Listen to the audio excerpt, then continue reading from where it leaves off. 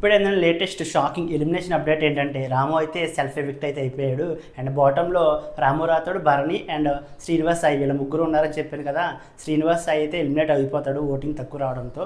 And Sunday ఎపిసోడ్లో అయితే ఇది టెలికాస్ట్ చేస్తారు. అండ్ శ్రీనివాస్ సాయి ఎలిమినేట్ అవుతాడా లేదంటే రాము సెల్ఫ్ ఎవిక్ట్ అయిపోయాడు కాబట్టి శ్రీనివాస్ సాయిని ఏమన్నా ఎలిమినేట్ చేయకుండా అవసరం ఉంచుతారనేది మనం నెక్స్ట్ వీడియోలో అయితే మాట్లాడుకుందాం. అండ్ 6 or 7కి అయితే నేను షార్ప్గా ఈ వీడియో చేస్తాను సెకండ్ ఎలిమినేషన్ గురించి.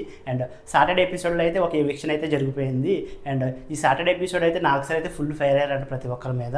తప్పు చేసిన ప్రతి ఒక్కరికి అయితే నాగసర్ అయితే గట్టిగా ఇచ్చారంట. అండ్ దివ్య మీద అయితే చాలా సీరియస్ అయ్యారంట. అండ్ సెకండ్ టైం కెప్టెన్ అయిన ఇమ్మాన్యుయల్ని అయితే అప్రిషియేట్ చేశారు.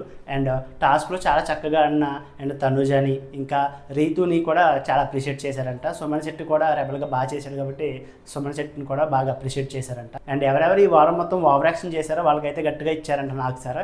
అండ్ శివ రిలీజ్ అవుతుంది కదా November 14th.